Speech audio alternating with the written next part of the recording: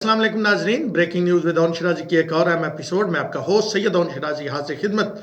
नाजरीन, बड़ी दिलचस्प सूरत हाल पैदा हो गई है और अब सुप्रीम कोर्ट ऑफ पाकिस्तान के चीफ जस्टिस उमर अता बंदियाल, जिन्होंने ये कसम उठा रखी है कि उन्होंने फुल कोर्ट नहीं बनाना और इन्हीं जजेस, ब्रदर्स, लाइक माइंडेड जजेस के साथ मिलकर फैसला देना है, मेरे ख्याल में अब वो फैसला नहीं दे पाएंगे। बड़ा मुश्किल हो जाएगा उनके लिए।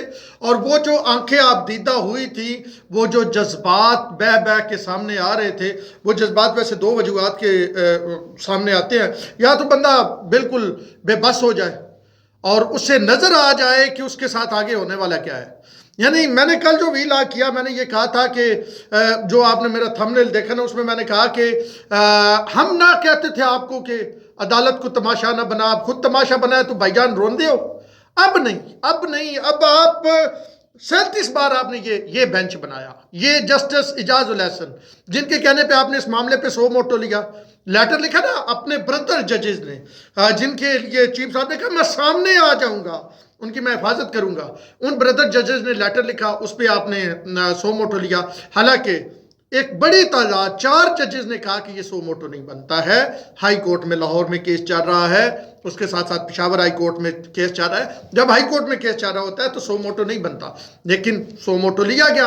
अब उस 100 मोटो को 9 से 7, 7 से 5, 5 से 4, 4 से 3। लेकिन यहाँ पे थोड़ी देर रुकिएगा, जरा 4 वाली आपको एक कहानी सुनाता हूँ।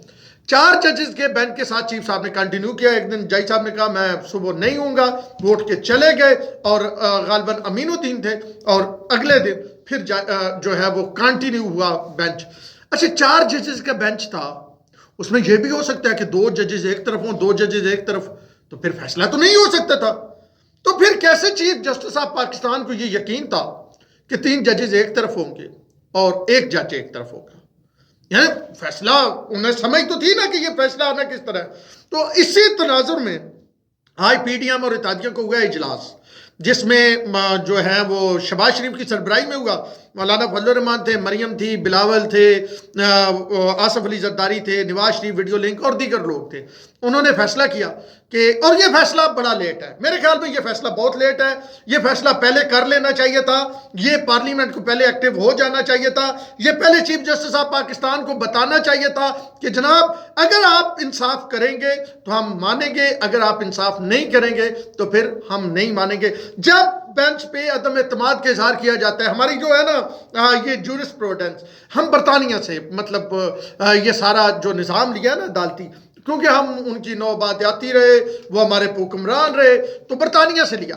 तो वहाँ पे क्या है कि आज सिर्फ ये कह देना भाईजान कि नहीं मुझे इस जज पे एतमाद नहीं है, तो जज खुद केस से अलग हो जाता है। यहाँ पे जनाब मतलब तस्वीरें, और वो जनाब बाजवा ने कहा कि कुछ जजेस पे, अब जनाब बाजवा ने कहा, मेरे पे तौहीन अदालत इस पे नहीं लगती है, क्योंकि जनरल बाजवा ने जो कुछ कहा, शायद मेतले को बताया, मैं उसको कोट कर रहा हूँ, अगर मतलब इसमें तौहीन अदालत लगती है तो शायद मेतले पे लगती है, जनरल बाजवा पे लगती है। हाँ, वैसे तो ट्वीट पे भी तौहीन अदालत लग जाती है, और बतीउल्लाह जान ने ट्वीट किया था, और वो बरतानिया वाली जूते मारने वाली जजेस की तस्वीरों वाली वीडियो तो सबने देखी थी, लेकिन ना हो तो उस पर भी नहीं लगती। और अगर माफ़ी देनी हो तो फिर खाली कुर्सी को भी जाके कोई ये कह दे कि ज़ेबानू दसना इमरान खान आया सी, तो उसको भी माफी मिल जाती है। और अगर किसी को लाडला रखना हो तो फिर वो जनाब 3-4 हज़ार बंदे लेके आए, वो जुडिशल कम्प्लेक्स पे भी हमला कर दे, वो जनाब हाई कोर्ट में भी कहे गाड़ी अंदर लेके जानी है, उसके लिए जज बैठे हो कि साहब कितने बजे आ रहे हैं, 2 बजे, साहब 3 बजे, खान साहब 5 बजे, खान साहब 7 बजे आ रहे हैं, और फिर 8 मिनटों में 9-9, 10-10 जमानतें मिले। ये भी मतलब इसी जुडिशरी ने देखा ना। और आज मैं पढ़ रहा था, केस था इनका शौकत अजीज सदीकी का। शौकत अजीज सदीकी अपने केस में थोड़े से जज्बाती हुए, तो चीफ जस्टिस उमर अता बंदियाल ने कहा कि अदालत में जज्बाती नहीं होते, ये जज्बात वाली जगह नहीं है।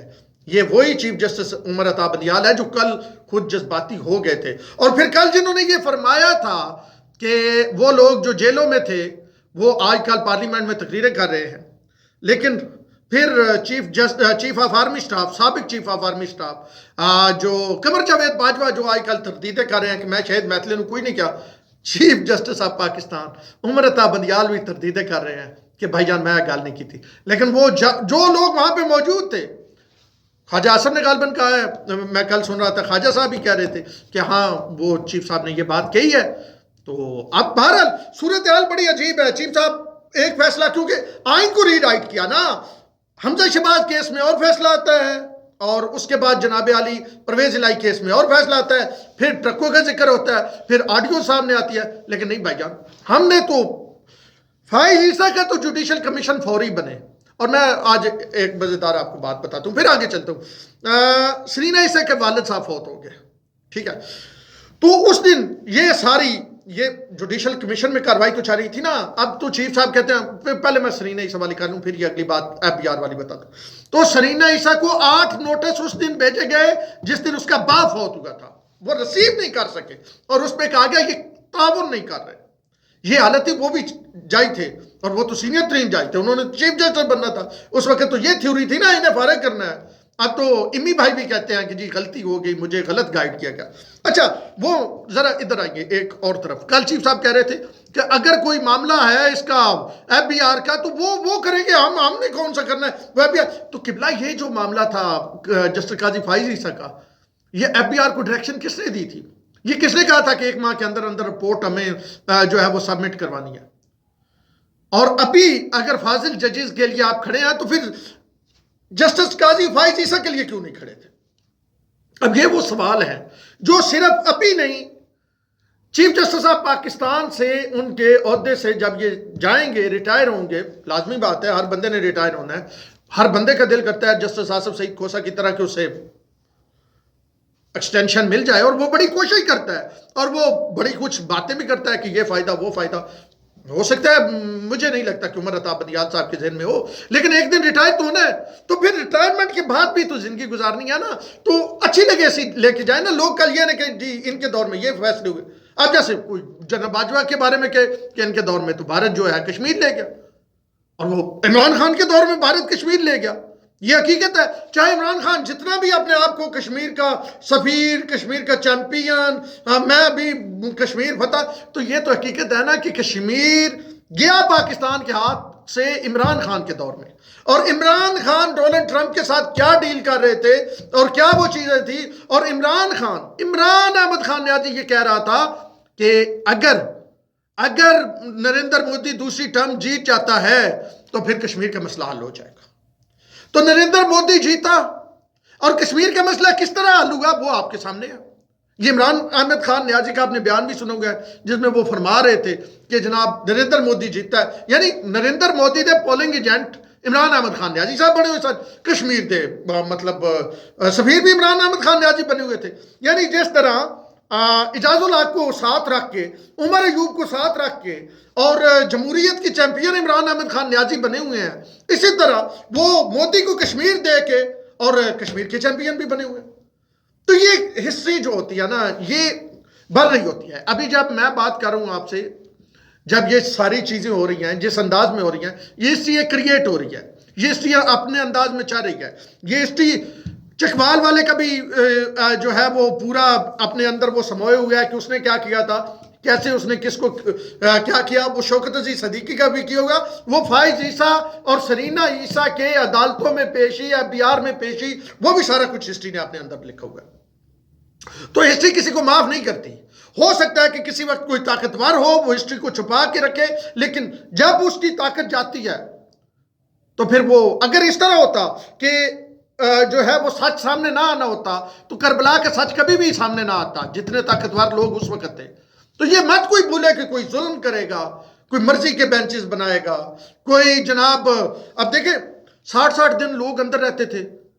احسن اقبال کو دیکھ لیں، وہ ایک اخبار، ہمارے دوست ہیں زید فروخ ملک، ان کی میٹرو واچ اخبار میں سٹوری لگی، اور جناب چمی سرکار نے جو چیئرمین نیب تھے اس وقت، جسٹس جاوید اقبال، سبحان اللہ، انہوں نے اس پہ سو موٹو لیا، انہوں نے نوٹس لیا، جو بھی مطلب نیب کے چیئرمین تھے انہوں نے احسن اقبال کو اندر کر دیتا. بعد میں پروو ہوا کہ احسن اقبال کا کوئی قصور نہیں تھا. تو اس کا کس پہ مطلب وہ کون ہے اس کا قصوروار؟ اچھا پھر جاتے جاتے ایک بات کروں گا. کل چیف صاحب نے یہ کہا کہ جناب علی جو لوگ جیلوں میں تھے وہ آج تقریریں کر رہے ہیں پارلیمنٹ میں. تو چیف صاحب اس میں قصور کس کا ہے؟ صرف ایک سوال ہے اس میں قصور کس کا ہے؟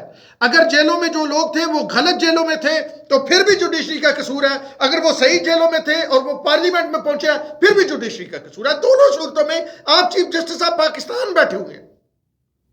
کس طرح ہو سکتا ہے کہ گناہگار بندہ آپ اس کو جو ہے وہ عدالت ریلیف دے دیں اور وہ پارلیمنٹ چلا جائے؟ تو اس کا مطلب کس میں جائے گا؟ یہ آپ چیف جسٹس آف پاکستان ہے نا، آپ کے ادارے کی طرف سے ریلیف ملا۔ اگر آپ یہ کہتے ہیں جس کا آپ ڈینائی کر رہے ہیں، لیکن جو لوگ وہاں پہ تھے جرنلسٹ تھے، میں خود وہاں پہ نہیں تھا، جتنے جرنلسٹ تھے سیاستدان تھے وہ سب کہتے ہیں کہ چیف صاحب نے یہ بات کی ہے۔ اگر وہ غلط رہا ہوئے ہیں تو چیف صاحب پھر اس کی ذمہ داری بھی آپ پہ عائد ہوتی ہے، اور اگر وہ صحیح رہا ہوئے ہیں تو پھر جو وہ غلط اندر رہے ہیں اس صورت میں بھی ذمہ داری آپ پہ عائد ہوتی ہے۔